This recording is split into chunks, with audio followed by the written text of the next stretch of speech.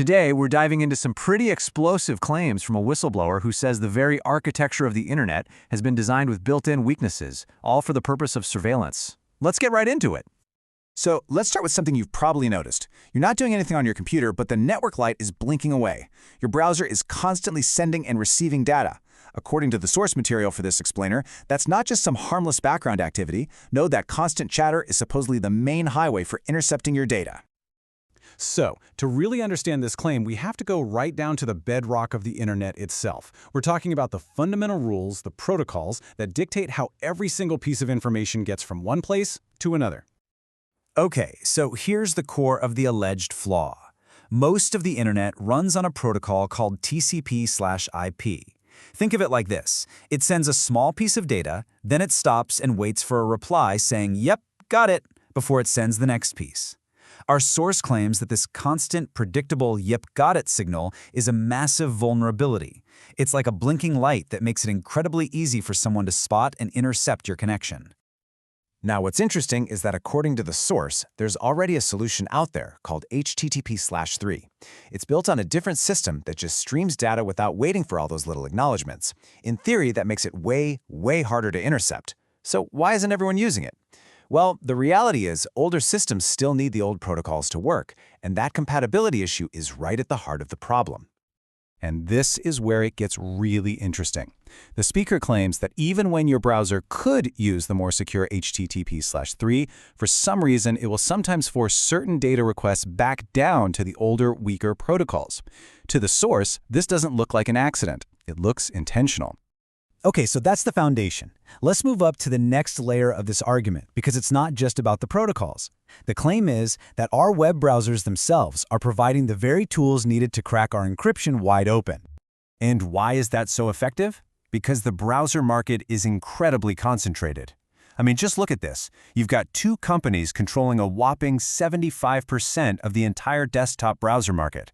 According to this source, if you can build a weakness into those products, you can spy on an absolutely massive scale. So here's how this so-called cookie attack is supposed to work. Your browser sends a persistent cookie, a small piece of data that almost never changes. Think of it like a secret knock that's always the same. Well, if an interceptor knows that secret knock, they can easily spot it in the stream of encrypted data. That cookie becomes an anchor, a known value that lets them find the key and unlock your entire session. Right, so if these technical vulnerabilities are real, it just raises a giant question. Why? Why would any of this exist? And to answer that, the source shifts gears from a technical analysis to a much bigger and frankly more controversial theory about how our society actually works. The absolute heart of this theory is this idea of governmental abdication.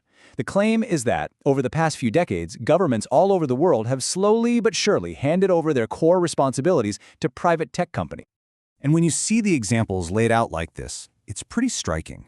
Things that used to be fundamental government jobs, like mapping our country, regulating taxi services, even controlling currency, have been passed off to private corporations.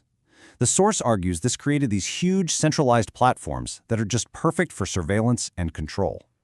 But why would governments do this? Well, here's where the theory gets really wild. The source claims this was orchestrated by a kind of shadow network of actors, which they call the Bizarro State. This group, they allege, operates as a hidden power structure, pulling the strings to build a society that's just easier to monitor through these private platforms. So given this pretty mind-bending theory, the source doesn't just point out the problems, it also proposes some solutions, and they're broken down into two camps.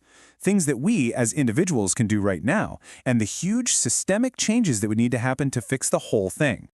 For you and me, the source outlines this very meticulous process to fight back against that cookie anchor attack. The idea is to make sure every single search you do is completely fresh with a brand new cookie. That way, there's no fixed anchor for an interceptor to grab onto and decrypt your data. But of course, individual actions can only do so much. The source calls for a complete overhaul of the internet's core standards. We're talking about phasing out old protocols, banning persistent cookies entirely, and even breaking up huge global systems like payment processors into smaller national ones. It is a radical vision, for sure. And all of this leaves us with the central question that the source material really forces us to confront. All these technologies, all these platforms, they were adopted because they're incredibly convenient. But the question is, what's the real price we're paying for that convenience? Is it worth our privacy, our security, and maybe even our control?